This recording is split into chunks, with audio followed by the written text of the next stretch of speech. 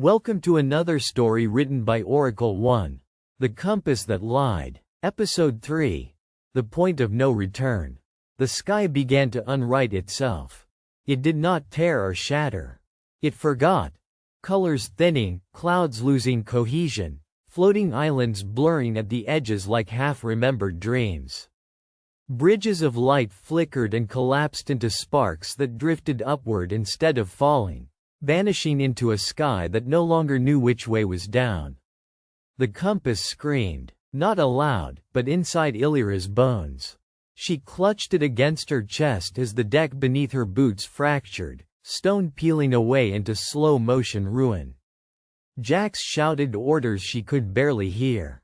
Kesh was on his knees, hands pressed to his temples, spectacles cracked down the center as though reality itself had snapped through them.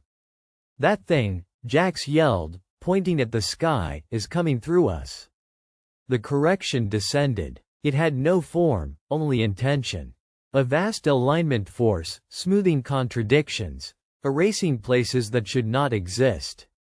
The floating city shuddered as if resisting, islands grinding together, some colliding, others tearing free and vanishing between moments.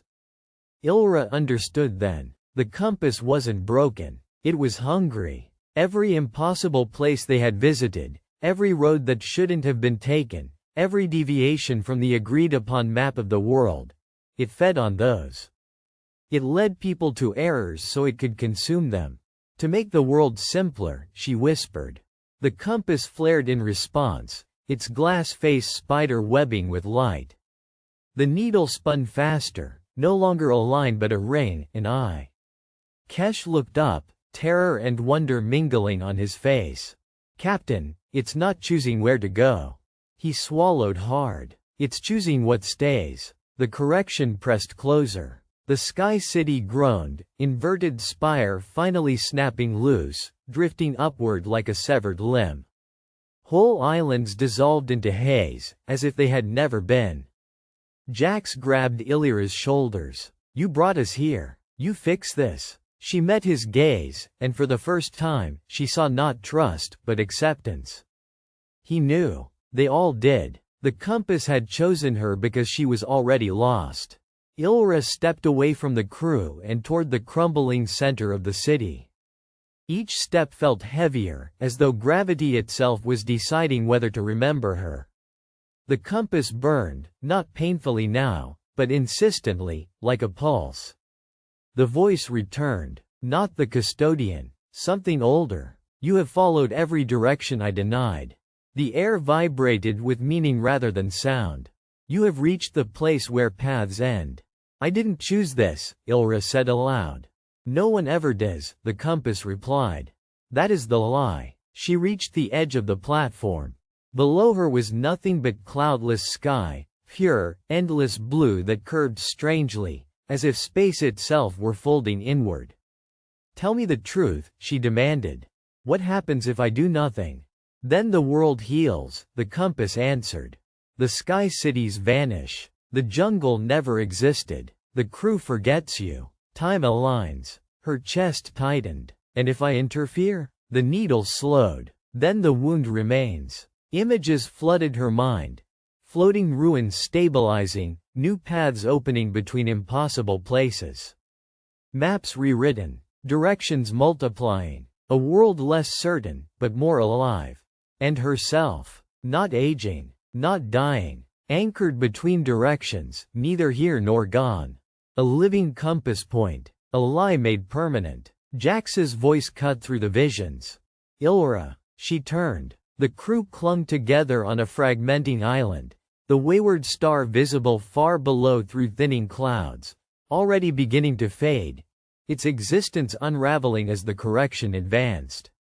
"They won't survive," Kesh shouted hoarsely. "If the sky collapses completely, every contradiction resolves at once.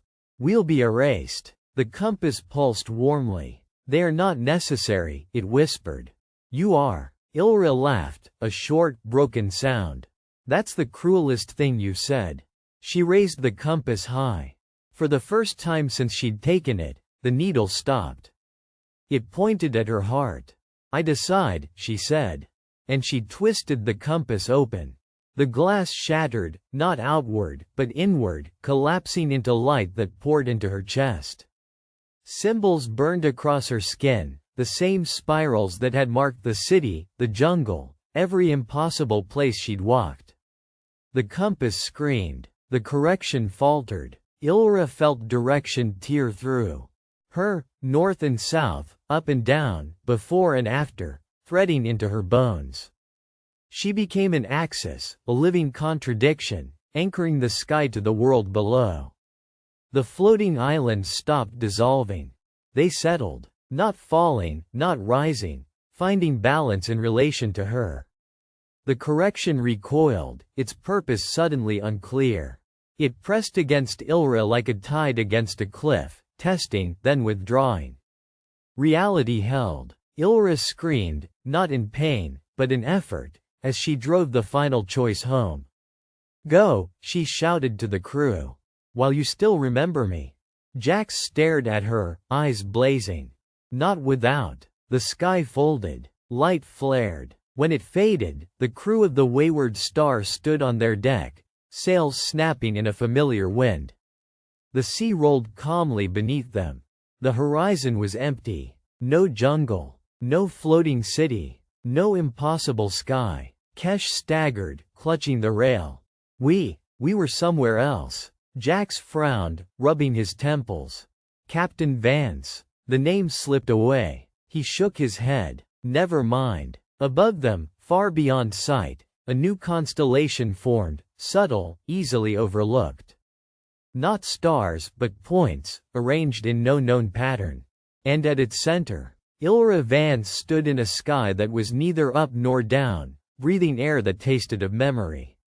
The ruins hovered around her, stabilized by her presence, connected by paths only the truly lost would ever find. She felt time brush past her, then slow. The compass was gone. Direction lived inside her now. Somewhere, someday, someone would feel a pull they couldn't explain. A map would fail. A road would bend. A compass would hesitate. And they would follow the lie.